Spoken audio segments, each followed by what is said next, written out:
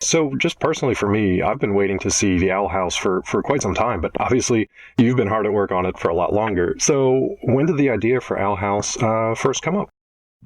I think it was, near the end of 2016. I was 25 when I first came up with like the characters and the baseline idea before I pitched it anywhere. So yeah, I've been hard at work for the past 4 years. And then how did you two end up collaborating together and sort of developing the initial idea out into what it has become now, which is already, 2 seasons worth of an animated series? Oh, gosh, yeah. Well, during the pilot phase where I was developing the idea at Disney before they greenlit the show, I was looking for an art director and I was working with a couple artists, but I really wanted to work with someone who I vibed with, someone whose style I knew that could execute the kind of weird junk I wanted to do. And that's when me and Ricky had been friends for a while, and I've always been a fan of his work. And he did like a freelance assignment for me, and I was like, this is it. Did I get that right, Ricky? Yeah, totally. Well, also when you first approached me with the Owl House too, I was doing a lot of development stuff at the time, but this is the first time that you were like, oh hey, there's this thing that it's getting optioned at Disney, and do you want to read the Bible? And the first thing I was like, whoa, dude, it's the demon realm on Disney. I want to try and design that. That sounds fun as heck. Yeah, no pun intended, fun as heck, yeah. How much of the design of your characters and the world itself, which I want to get a little more into in a minute, how much did the original design change from your early concepts to what we see on screen now? Well, my original drawings, I have more of a realistic, detailed style of drawing personally, so I think a lot of the challenge with the characters was just getting it simplified to a place where it can be easily animated by my team of artists. Luckily, I had help from artists like Alex Kerwan and Marina Gardner, two very Robert Ryan Corey, just a score of extremely talented artists. Ida hasn't changed that much. She's always had a crazy, wild hair and a red dress. King started off. He's like a cute little teddy bear right now, a cute little dog, basically. But he used to have like a man's body. He used to be like an adult man with a deer skull for a head, and I was like, all right, this is not going to work. Luce used to have longer hair, but the more I developed her personality and her character, the more I was like, this is the kind of girl who's going to try to cut her own hair in the bathroom mirror, and she's going to mess it up. So that's how I came up with her little pixie cut. As far as the world goes, that was really, I always had my ideas like, oh, it's like Hieronymus Bosch for kids. And I basically just pitched that idea to Ricky, and he ran with it.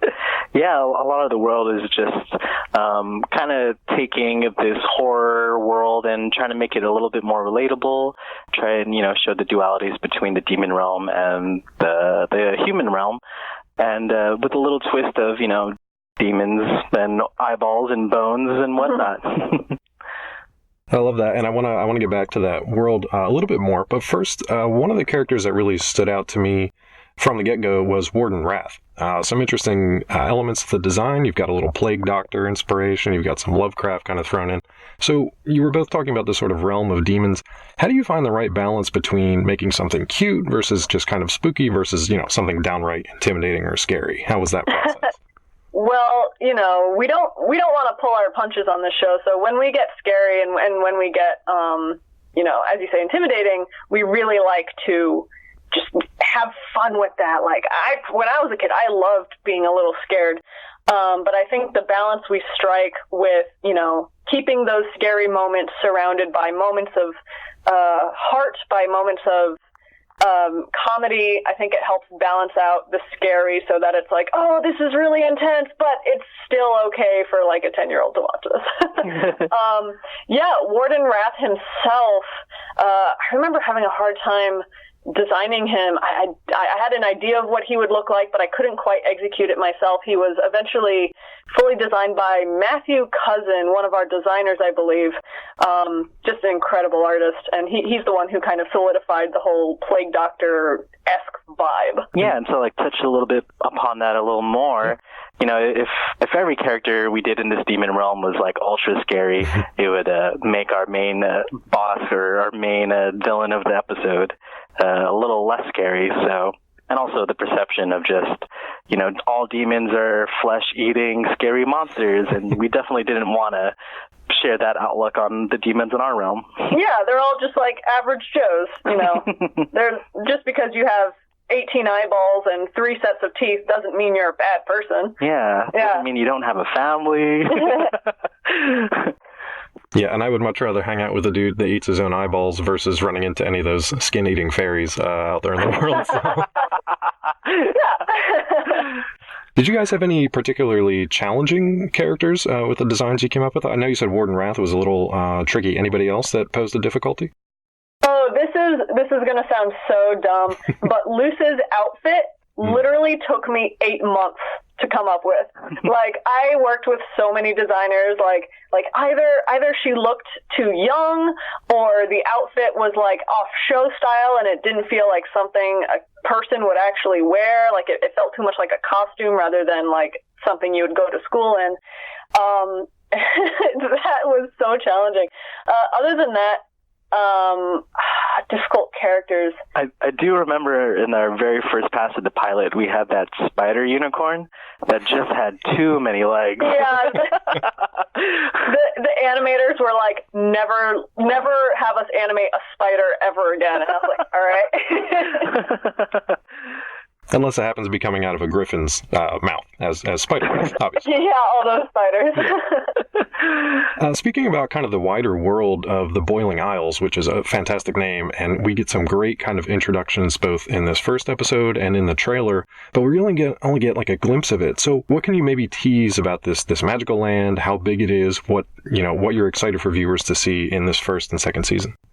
Well, yeah, I mean, I'm really excited for people to get introduced to the world.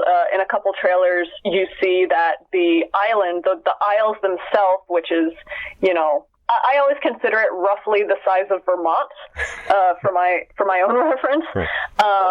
It's the body of a giant titan, like this giant monster that used to walk this world, laid down to rest, and all this stuff grew on him. And I think show it like that visual is so cool to me. I'm excited for people to get to know the rules of the world, to get to know the history of this world, the drama.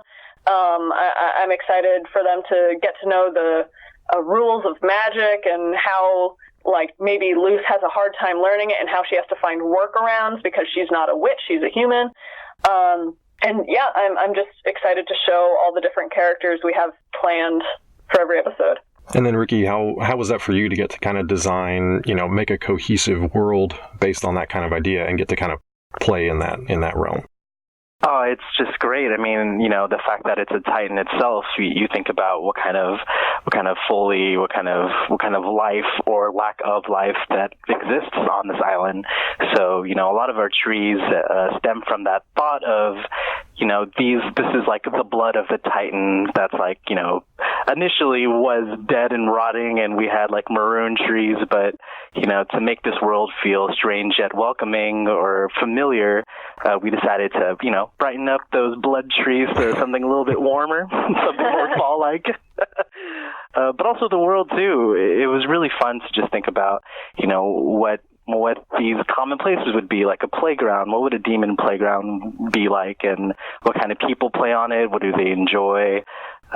Just developing a lot of concepts and worlds in that area is just so much fun, and just a lot of places to play. Yeah, it was cool. Yeah, that's fun, and I'm looking forward to the eventual lore book that comes out that explores and explains all of that as well. So this first episode is titled A Lying Witch and a Warden. So can we expect more sort of tongue-in-cheek famous puns from other fantasy stories in the future that give us kind of a peek to the inspiration, or was this just a one-off? Let's see. I'm looking at my other titles now. We do try to have fun with our titles and play with them a little bit. A Lying Witch and a Warden was very much the idea of our season 1 story editor, Rachel Vine. She immediately came up with the idea, like, oh, I know what to call the first episode. I'm like, amazing. Our show isn't totally about parroting other fantasy elements. We're very much trying to be our own thing. But, we poke fun at a couple tropes sometimes.